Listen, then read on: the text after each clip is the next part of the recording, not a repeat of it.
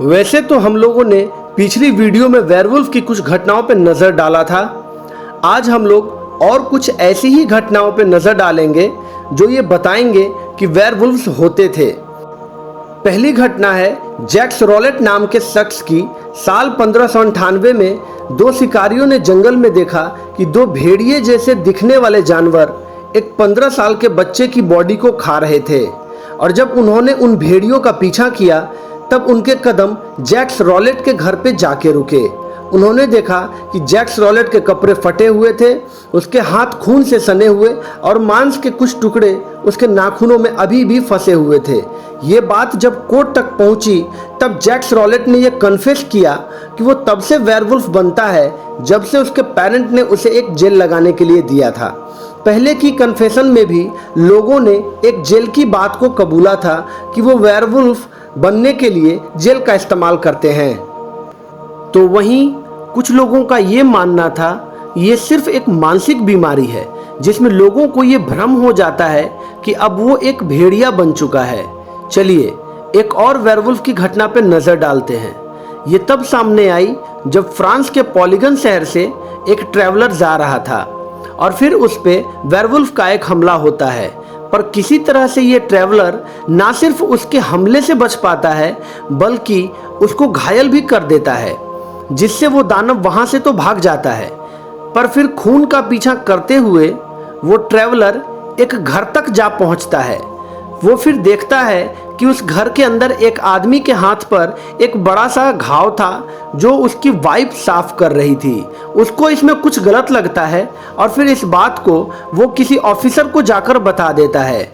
जब उस आदमी से पूछताछ की जाती है तब उसने ये कन्फेस किया कि वो एक शेप शिफ्टर है जो खुद को कभी भी इंसान से भेड़िए में बदल लेता है। उसने अपने साथ दो और शख्स पीरे बोगॉट एंड फिलिबर्ट मॉन्टॉट का नाम भी लिया, और जब इन दोनों से पूछताछ की गई तब उन दोनों में से एक ने वेयरवुल्फ होने की बात को कॉन्फेस किया। फिर इन तीनों को सजा हुई और इन्हें जला दिया गया। इन दोनों घटनाओं को सुनने के बाद तो ये क्लियर हो चुका होगा कि ये होते थे या नहीं, और अगर नहीं हुआ तो चलिए एक और घटना पे नजर डालते हैं।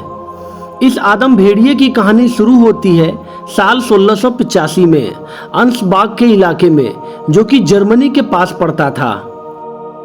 यहाँ आए दिन लोगों के मवेशियों पे एक वेयरवुल्फ के हमले की बात सामने आती है, और इस वेयरवुल्फ ने कुछ इंसान के बच्चों का भी शिकार किया था। उस समय लोगों का कहना था कि ये कोई और नहीं बर्गो मास्टर ही है जो किसी तरह अपनी मौत से बचकर निकल आया है और वेयरवुल्फ बन गया है, और क्योंकि वो इस शहर से नफरत करता था इसीलिए वो यहाँ खून खराबा कर रहा है।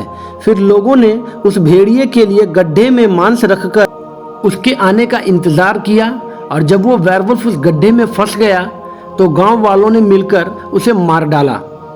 उसको मारने के बाद उसकी बॉडी को पूरी सिटी में घुमाया गया था ताकि लोगों के अंदर से ये डर खत्म हो जाए और उनको ये यकीन हो जाए कि अब उनके बच्चे और उनके मवेशी सुरक्षित हैं, क्योंकि ये जानलेवा आदमखोर अब मारा जा चुका है।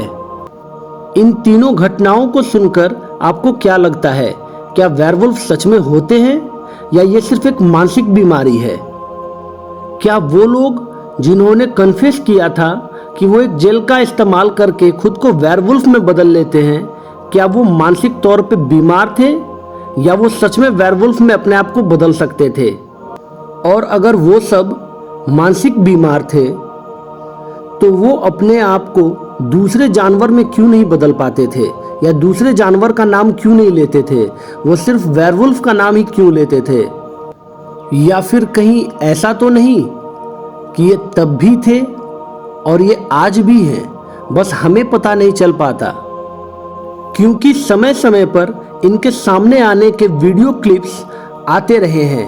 अब आज भी इंटरनेट पे बहुत सारे ऐसे वीडियो क्लिप्स हैं जिसमें वेयरवुल्फ का दावा किया जाता है। तो आप क्या सोचते हैं, क्या वेयरवुल्फ सच में होते हैं या ये सिर्फ एक मानसिक बीमारी है?